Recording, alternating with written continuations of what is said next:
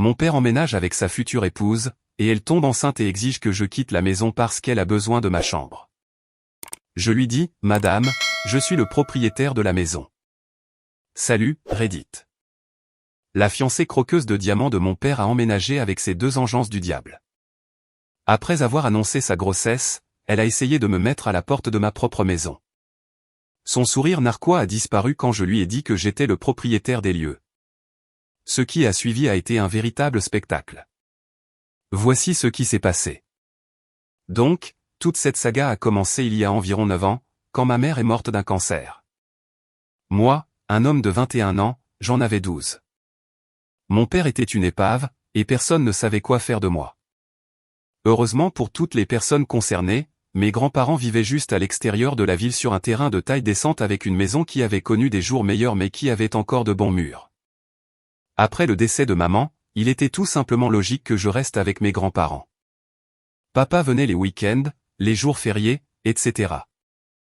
La maison elle-même est solide, 4 chambres, quelques salles de bain, une grande cuisine, sur un terrain d'environ 3 acres qui donne sur des bois. Mais c'est là que mon père a commencé à montrer son vrai visage. Même enfant, j'ai remarqué qu'il avait cette obsession du contrôle. Tout devait être fait à sa manière, selon son calendrier, avec son approbation. Il débarquait les week-ends et commençait immédiatement à réarranger les choses, à dire à grand-père comment entretenir correctement la propriété et à prendre des décisions sur ma vie sans demander à personne. Mon meilleur ami, Yann, vivait à environ 10 minutes sur la même route, donc je n'étais pas complètement isolé. Ce gars est mon pote à la vie, à la mort depuis que nous construisions des forts dans ces bois. C'est là que ça devient intéressant, cependant. Ma mère était fille unique. Je suis fils unique. Quand grand-mère et grand-père ont commencé à décliner il y a quelques années, devinez quel est le seul nom sur le testament? C'est exact. Votre serviteur a hérité de toute l'affaire quand grand-père est mort, la maison, le terrain, le pick-up de grand-père complètement déglingué qui, d'une manière ou d'une autre, roule encore, et une somme d'argent coquette qu'ils avaient mise de côté. Papa a utilisé l'assurance vie de maman pour rénover des parties de la maison au fil des ans. Mais voilà le truc, il agissait comme s'il me faisait une immense faveur, comme si je devais être reconnaissant qu'il investisse dans la propriété.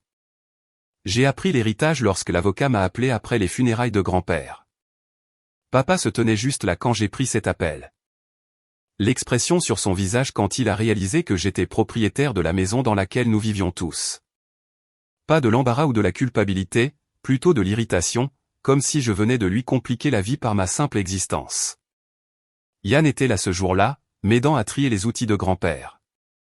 Quand papa s'est éloigné après cet appel téléphonique, Yann m'a juste regardé et a dit, « Alors, tu es le propriétaire de la maison maintenant ?» Putain, Thanksgiving va être gênant. Mais nous n'en avons jamais discuté. Papa a simplement fait comme si de rien n'était et a continué à se comporter comme s'il était l'homme de la maison, prenant toutes les décisions, contrôlant tout, de ce que nous regardions à la télévision au moment où j'étais autorisé à inviter des amis. Environ 2 ans après la mort de maman, papa a recommencé à fréquenter des femmes. Rien de sérieux au début, juste des rendez-vous pour un café et des dîners. Avance rapide jusqu'à il y a environ 6 mois, et il lâche cette bombe, il a une petite amie sérieuse, une institutrice de maternelle de 30 ans nommée Jennifer, qui vient avec 2 enfants de moins de 10 ans et assez de bagages émotionnels pour remplir un cabinet de psychothérapie. Jennifer a toute cette esthétique de jeune mère professionnelle, conduit un VUS blanc toujours impeccable, porte ses tenues de sport décontractées, et a des opinions sur la nourriture biologique qu'elle partagera que vous le demandiez ou non. Ses enfants, Hunter et Paisley parce que bien sûr leur nom ressemble à une liste de membres d'un country club sont ces petits sociopathes parfaitement soignés. La première fois que papa l'a amenée à la maison, elle a fait ce truc où elle se promenait en prenant des notes mentales, du genre, ceci a besoin de travaux et cela doit être remplacé. Je l'ai surprise à ouvrir les armoires et à vérifier les dates de péremption des produits dans le garde-manger. Ta grand-mère avait un goût si intéressant, a-t-elle dit, en passant son doigt sur le papier peint vintage.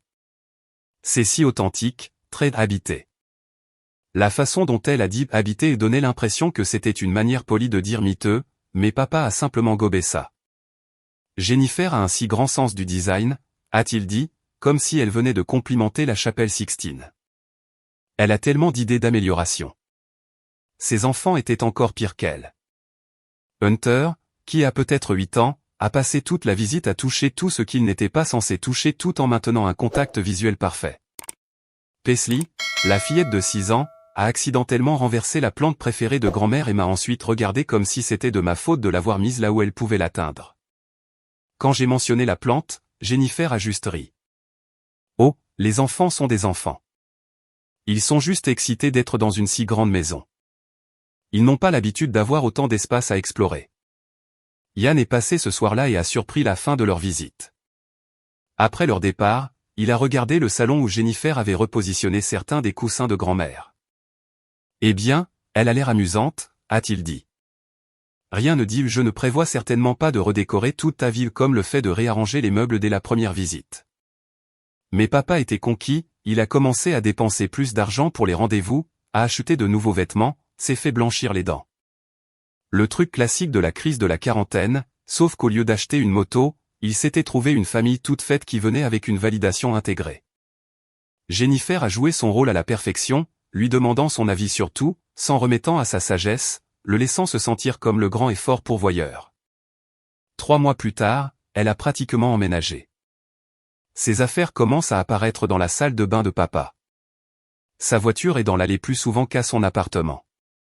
Hunter et Paisley ont réquisitionné la chambre d'amis comme s'ils prévoyaient de rester pour toujours. Et les enfants. Jésus-Christ, les enfants. Ils sont passés de petits anges parfaitement sages à des démons absolus dès qu'ils se sont sentis à l'aise. Hunter cassait accidentellement mes affaires et faisait ensuite semblant d'être confus quand je me fâchais. Paisley fouillait dans ma chambre quand je n'étais pas à la maison et touchait à mes affaires, pugnait tout quand on la confrontait. Chaque fois que je me plaignais, Jennifer me lançait ce regard blessé et suggérait que je n'étais peut-être pas habitué à avoir des enfants autour de moi. Papa prenait naturellement son parti à chaque fois, me disant, ce ne sont que des enfants et de leur laisser un peu de mou. Au 4e mois, elle ne faisait même plus semblant. Elle était passée d'invitée reconnaissante à maîtresse de maison au plus vite qu'on ne peut dire croqueuse de diamants. Ça a commencé modestement, réarranger les meubles du salon pendant que papa était au travail, puis agir comme si ça avait toujours été comme ça, remplacer les torchons de grand-mère par les siens en coton biologique, jeter la nourriture qu'elle n'approuvait pas et la remplacer par des alternatives biologiques coûteuses. Mais le vrai coup de force a été la façon dont elle a commencé à me traiter comme si j'étais un neveu profiteur qui avait abusé de son hospitalité.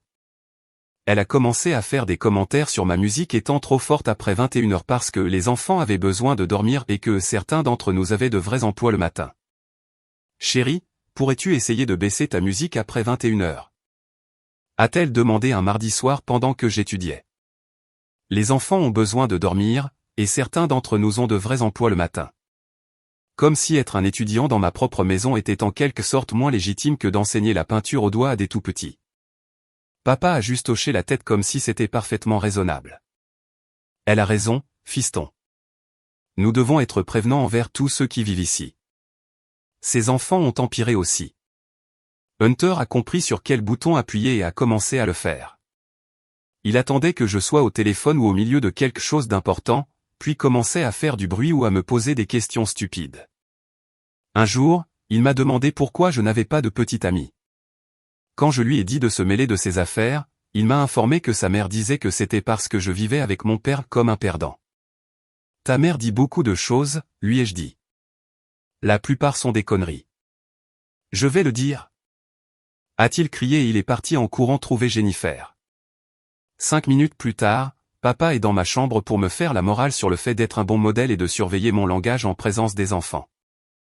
Jennifer se tenait derrière lui avec cette expression blessée qui lui aurait valu un Oscar, expliquant à quel point il était inapproprié pour moi d'utiliser ce genre de langage avec Hunter. Le visage de papa est devenu rouge, et il a exigé que je m'excuse. Pourquoi? Ai-je demandé. Pour avoir dit la vérité? Pour avoir manqué de respect à Jennifer et donné un mauvais exemple aux enfants, a-t-il dit. Je lui ai dit que je ne m'excuserais pour rien. C'est à ce moment-là que le masque de Jennifer est tombé une seconde. Elle a commenté qu'il était peut-être temps que je commence à agir comme un membre de la famille au lieu d'un adolescent privilégié. Cette nuit-là, j'ai de nouveau trouvé Paisley dans ma chambre, cette fois en train de fouiller dans les tiroirs de mon bureau.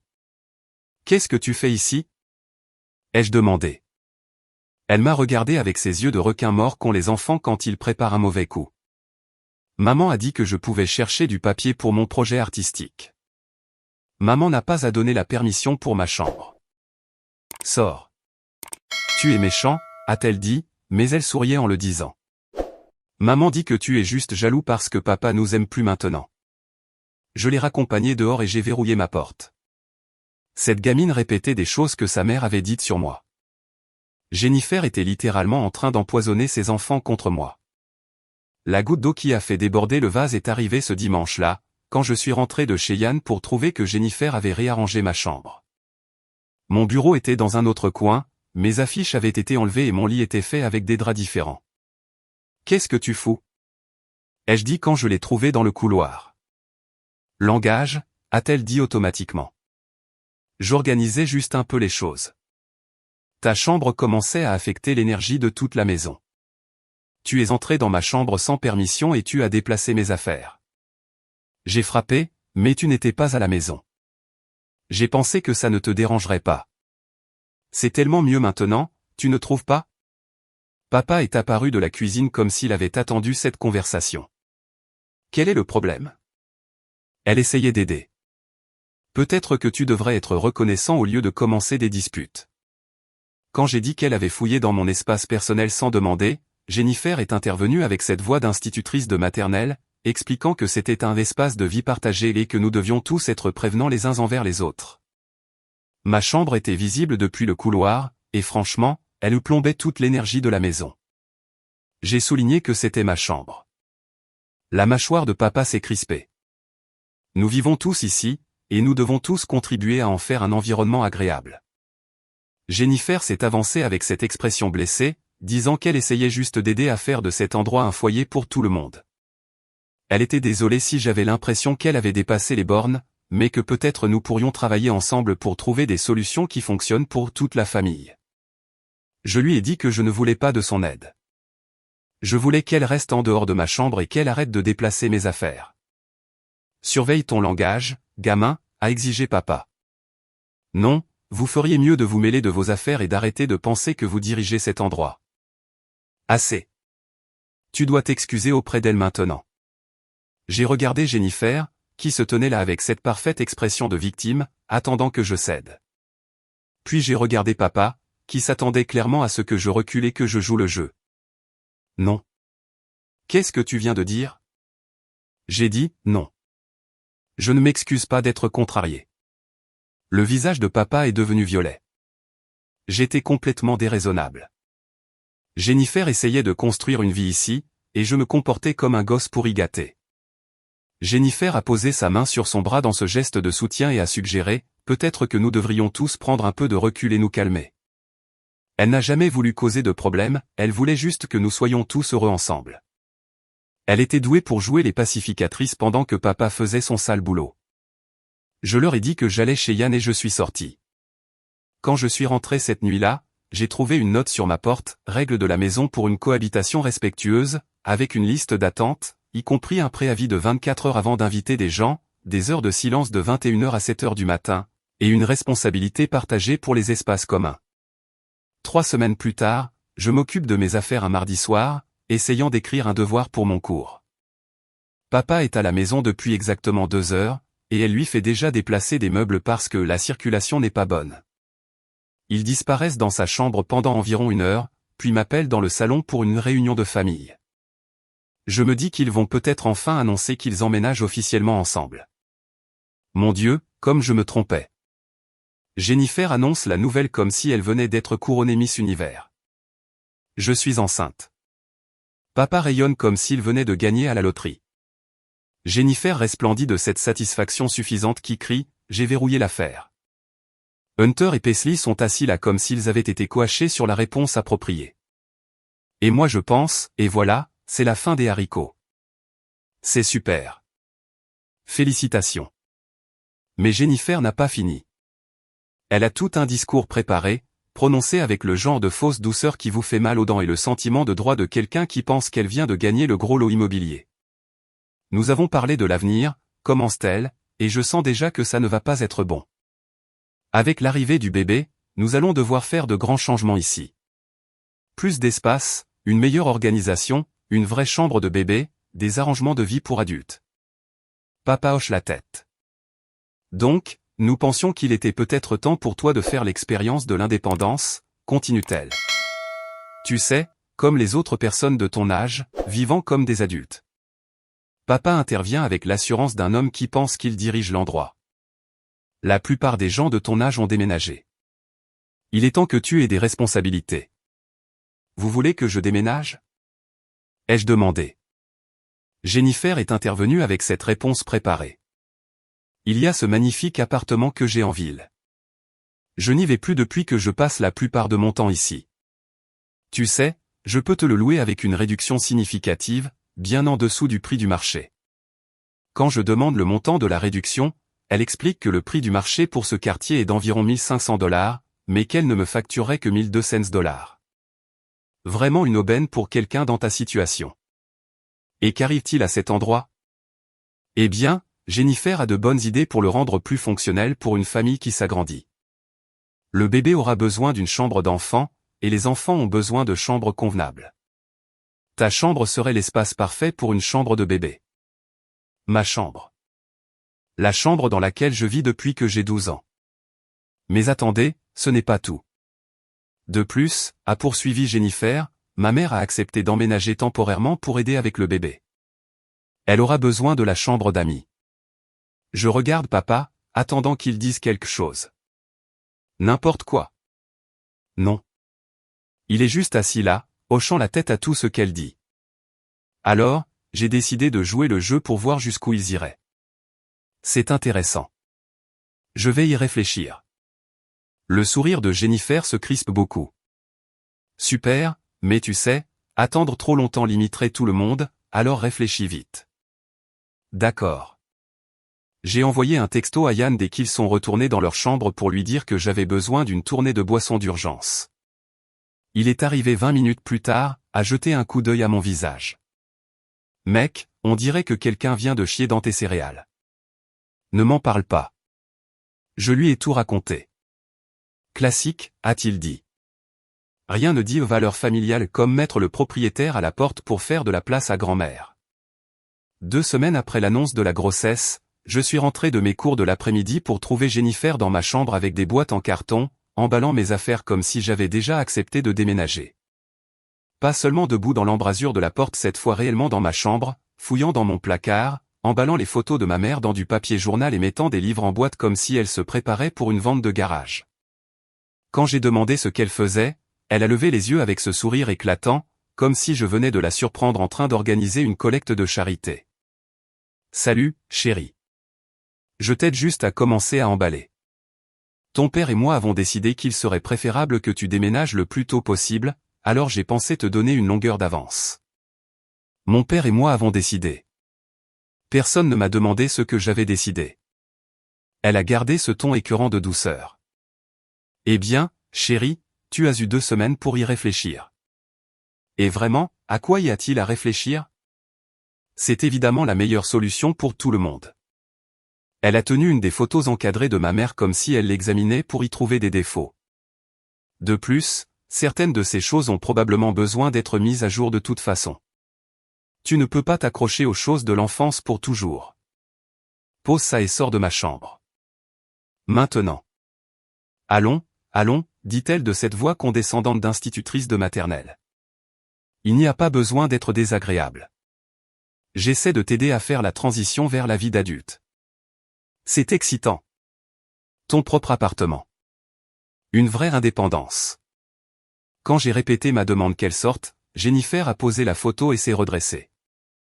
Pour la première fois depuis que je l'avais rencontrée, le masque est complètement tombé. Écoute, petit garçon, a-t-elle dit, sa voix assez tranchante pour couper du verre. Je suis enceinte de l'enfant de ton père. Cette maison doit convenir à une vraie famille, pas à un adolescent attardé qui ne supporte pas l'idée de grandir. Tu peux soit emballer tes affaires comme un adulte, soit je peux demander à ton père de t'expliquer pourquoi ce n'est plus négociable. Ce n'est pas ta maison. Tu n'as pas le droit d'emballer mes affaires.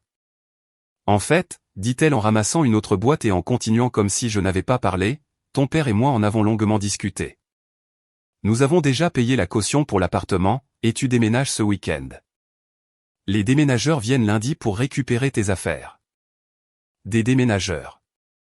Ils avaient engagé des déménageurs pour mes affaires sans me le demander.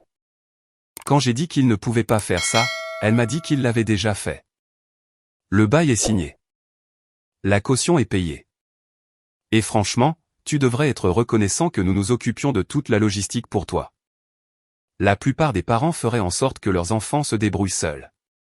C'est à ce moment-là que papa est entré, et d'après son expression, je pouvais dire qu'il savait exactement ce qui se passait.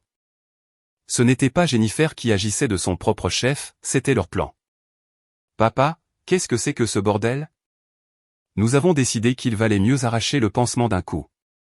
Tu as traîné des pieds sur cette décision, alors nous l'avons prise pour toi. Vous l'avez prise pour moi. Papa a utilisé ce ton condescendant qu'il avait perfectionné au fil des ans. Écoute, cela va se produire que tu le veuilles ou non. Tu peux soit être mature à ce sujet et travailler avec nous, soit piquer une crise comme un enfant. Mais de toute façon, tu déménages ce week-end. Je les ai regardés tour à tour, papa se tenant là comme s'il donnait une leçon de vie à la dure, Jennifer souriant narquoisement derrière lui comme si elle venait de gagner à la loterie.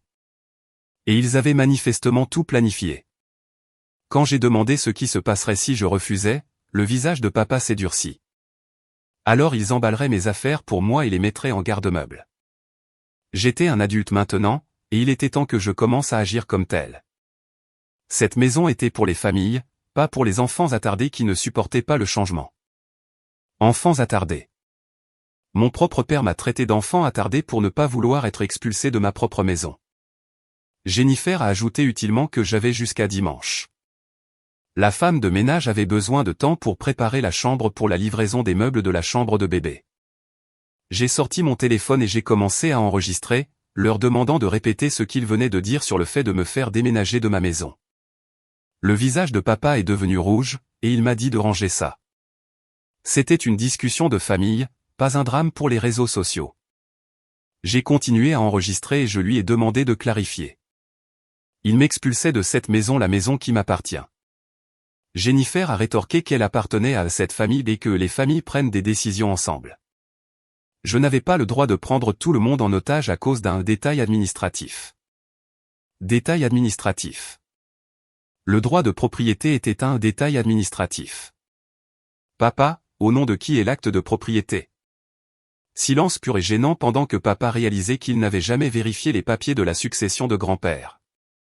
Quand il a finalement admis que légalement, oui, la maison était à mon nom, mais qu'il a commencé à dire « mais ». Je l'ai interrompu. Il n'y avait pas de « mais ». Légalement, c'était ma maison, et il venait de me dire qu'il m'expulsait de ma propre propriété. C'est à ce moment-là que Jennifer a enfin compris ce qui se passait, et son visage est passé par environ 6 émotions différentes avant de se figer dans une panique à peine contrôlée. « Ça ne peut pas être vrai », dit-elle lentement.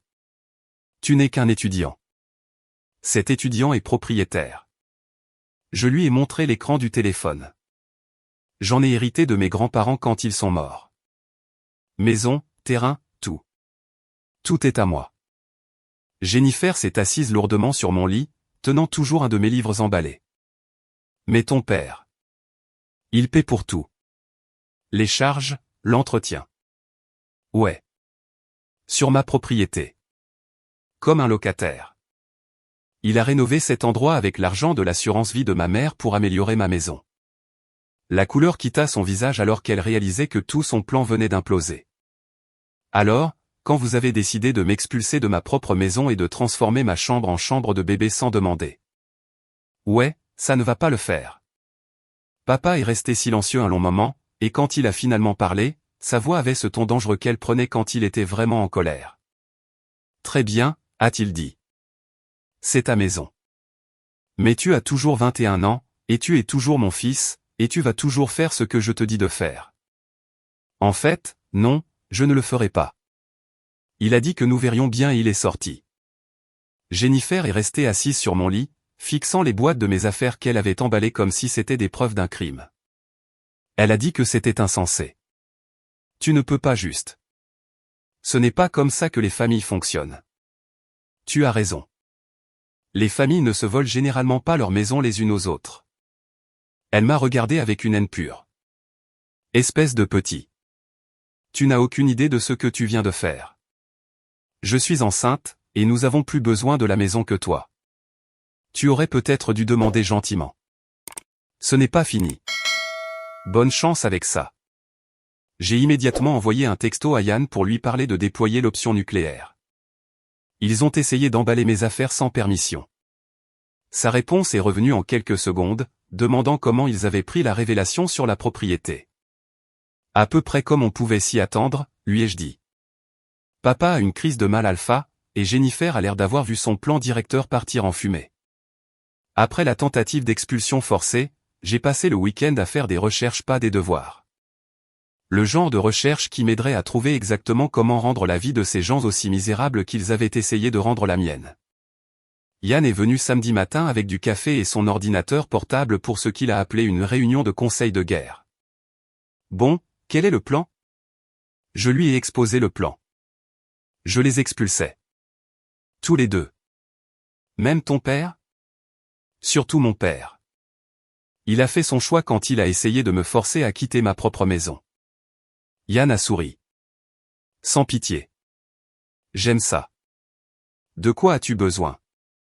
Nous avons passé la matinée à faire des recherches sur les droits des locataires, les procédures d'expulsion et le droit de la propriété. Il s'avère que lorsque vous laissez des gens établir leur résidence dans votre maison, ce que papa et Jennifer avaient définitivement fait, les faire partir nécessite des voies légales appropriées. Mais lorsque vous possédez la propriété et qu'ils ne sont sur aucun bail, vous avez la plupart du pouvoir. Yann a trouvé les lois pertinentes. Dans cet état, vous devez donner un préavis écrit de 30 jours pour les locataires au mois. Mais s'ils ne paient pas de loyer et qu'il n'y a pas de contrat de location, c'est considéré comme une location verbale, et vous pouvez y mettre fin avec un préavis. Un préavis de 30 jours. Mais voici la partie amusante, s'ils refusaient de partir après le préavis, je pouvais demander une expulsion et les faire expulser légalement. Quand j'ai posé des questions sur les dommages et intérêts, comme s'ils avaient vécu là sans payer de loyer, Yann a trouvé la partie magnifique. Je pouvais réclamer un loyer au prix du marché pour toute la période où ils avaient été là sans bail, plus tout dommage à la propriété. J'ai calculé rapidement.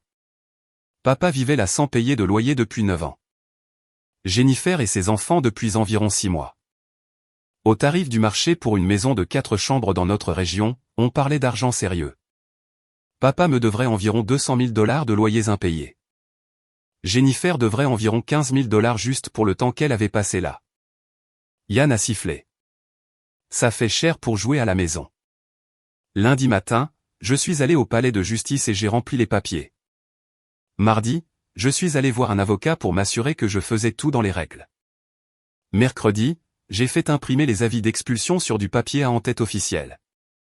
Jeudi soir, j'ai attendu qu'ils soient tous les deux à la maison, puis j'ai convoqué une réunion de famille dans le salon. Nous devons parler, ai-je dit, en posant le dossier de documents juridiques sur la table basse. Papa était toujours dans son mode de supériorité. Si c'est à propos de ton problème d'attitude, je ne veux pas l'entendre. Tu te comportes comme un gosse pourri gâté, et ça doit cesser. En fait, il s'agit de votre situation de logement. Jennifer était assise à côté de lui, une main sur son ventre comme si elle protégeait le bébé de mes mauvaises ondes. Qu'en est-il de notre situation de logement? J'ai ouvert le dossier et j'ai sorti les avis d'expulsion. Vous êtes tous les deux expulsés. Préavis de 30 jours, à compter de maintenant. Le silence qui a suivi était magnifique. Papa a pris son avis et l'a lu comme s'il était écrit en sumérien. Qu'est-ce que c'est que ce bordel? C'est un avis d'expulsion. Vous avez 30 jours pour trouver un autre logement et quitter les lieux. Il a explosé. Tu ne peux pas faire ça. Je suis ton père, espèce de petit. Regarde-moi faire. Jennifer a crié. C'est illégal. Tu ne peux pas mettre une femme enceinte à la porte. En fait, si, je peux. Mais nous ne payons pas de loyer, dit-elle, comme si c'était un argument massu. Exactement. Ils étaient des occupants sans titre, ce qui signifiait qu'ils avaient encore moins de droits que les personnes avec un bail. Papa s'est levé, et je pouvais voir cette veine sur son front. Cela signifiait qu'il était sur le point de perdre complètement son calme. Il a qualifié cela de la chose la plus ingrate et la plus irrespectueuse que j'ai jamais faite après tout ce qu'il avait sacrifié pour moi. Il s'est emporté sur la façon dont il m'avait élevé, avait mis de l'argent dans cet endroit et s'était occupé de tout. Et maintenant, tu peux t'occuper de ton propre logement, comme tous les autres adultes de la planète. Jennifer lisait à nouveau l'avis, et je pouvais voir le moment exact où elle a trouvé la partie sur les loyers impayés. Elle a demandé de quoi il s'agissait. Indemnisation due pour occupation illégale. C'était le procès que j'intentais pour le loyer qu'ils auraient dû payer pendant tout ce temps. Valeur marchande pour une maison de 4 chambres, calculée mensuellement pour la durée de leur résidence non autorisée. Quand papa a demandé combien, je lui ai dit, pour toi, environ 200 000 $. Pour Jennifer et ses enfants, 15 000 $ et ce n'est pas fini. La couleur quitta leurs deux visages. Jennifer a murmuré, tu ne peux pas être sérieux. On ne peut plus sérieux. Mais je n'étais pas complètement sans cœur. Il pouvait éviter le procès en quittant les lieux dans les 30 jours et en signant un accord de ne poursuivre aucune réclamation contre la propriété. Papa s'est rassis lourdement et a demandé à propos des 200 000 $. C'est ce que ça coûte de vivre dans une maison comme celle-ci pendant 9 ans. Qui l'eût cru? La voix de Jennifer est devenue stridente, disant que c'était insensé. Ils allaient être sans abri. Elle était enceinte. Pas mon problème. Vous auriez dû y penser avant d'essayer de voler ma maison.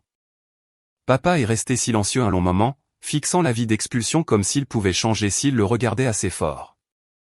Quand il a finalement demandé où ils étaient censés aller, j'ai suggéré n'importe où sauf ici. Jennifer avait cet appartement, n'est-ce pas? Celui qu'elle était si pressée de me louer. C'est un appartement d'une chambre, a-t-elle dit. Nous ne pouvons pas loger 3 adultes et 2 enfants dans un appartement d'une chambre. 3 adultes? Lui ai-je demandé. Elle, mon père et sa mère, a-t-elle expliqué. J'ai ri. Oh, elle pensait que sa mère était toujours invitée à cette fête. C'est adorable. Papa a dit qu'il ne pouvait pas faire ça. Il n'avait nulle part où aller. Tout son argent était investi dans cet endroit. Son argent était investi dans mon bien. Et maintenant il savait ce que ça faisait de se faire dire qu'il devait partir.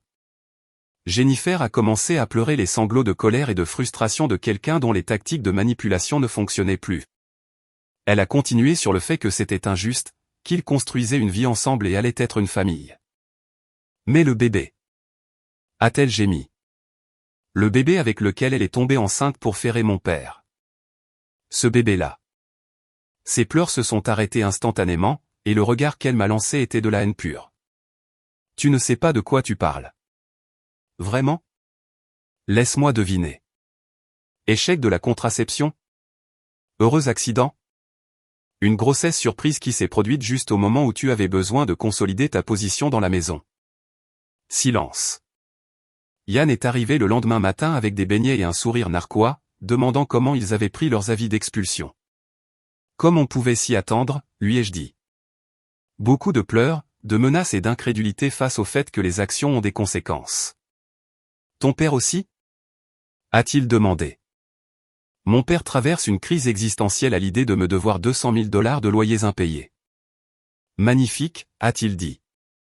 La justice est un plat qui se sert de préférence avec des papiers officiels. Le mois suivant a été magnifique à observer.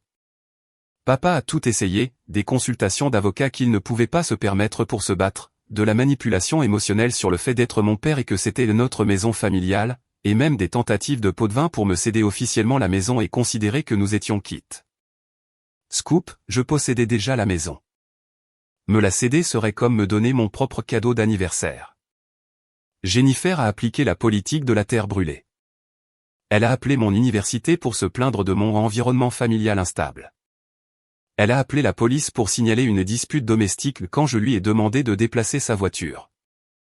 Elle a même essayé d'appeler les services de protection de l'enfance pour elle-même, prétendant que je créais un environnement dangereux pour les enfants, ce qui s'est retourné contre elle quand ils ont souligné qu'elle ne devrait peut-être pas faire vivre ses enfants dans un endroit qu'elle jugeait dangereux.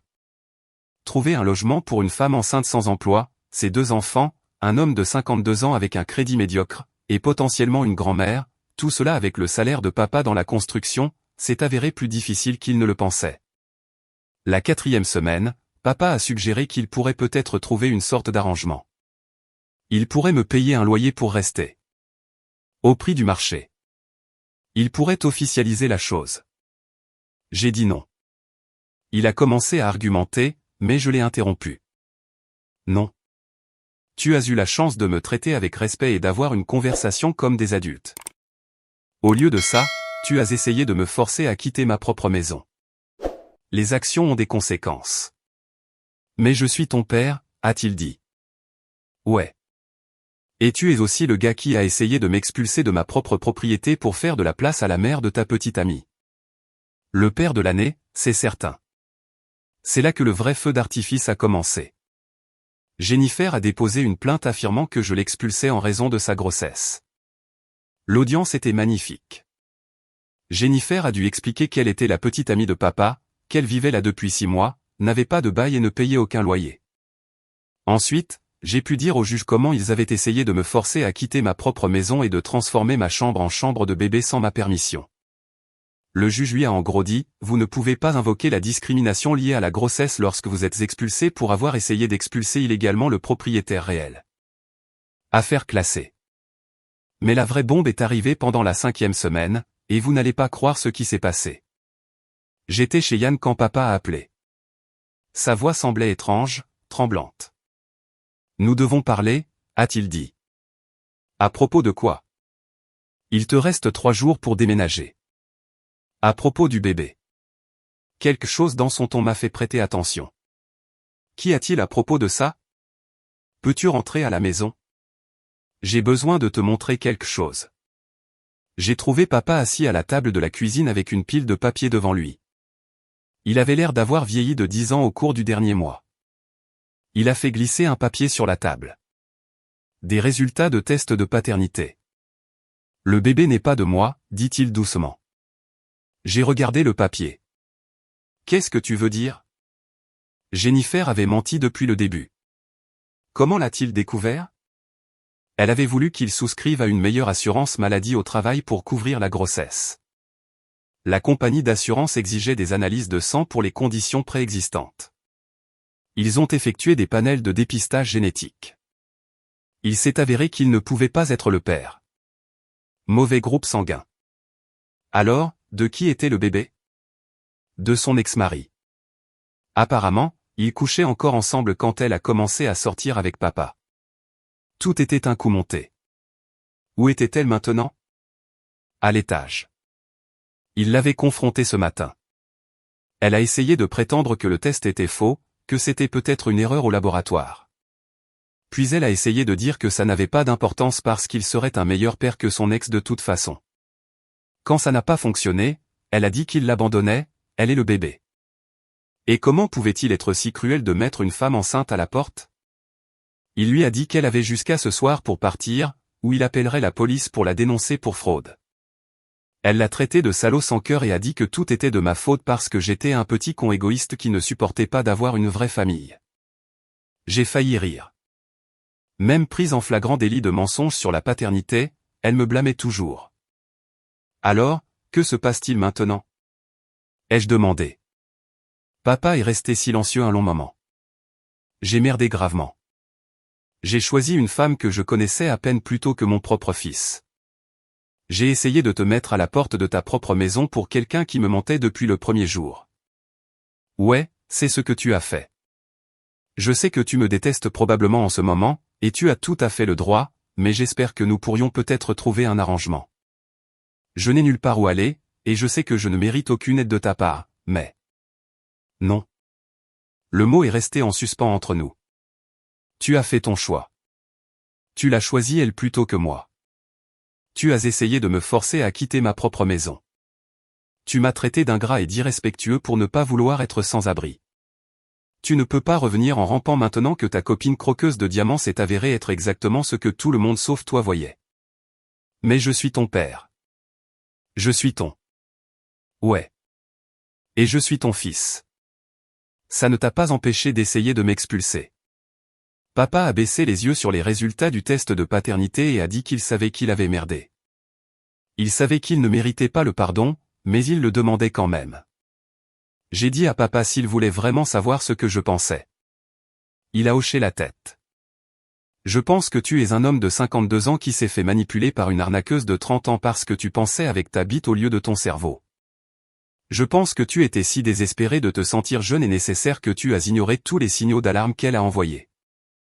Et je pense que quand il a fallu choisir, tu l'as choisi elle plutôt que ton propre fils. Et maintenant que tout a explosé à la figure, tu veux que j'oublie que tu as essayé de voler mon héritage et de me mettre à la porte de ma propre maison. Il a tressailli comme si je l'avais giflé. Ce n'était pas comme ça, a-t-il commencé à dire, mais je l'ai interrompu.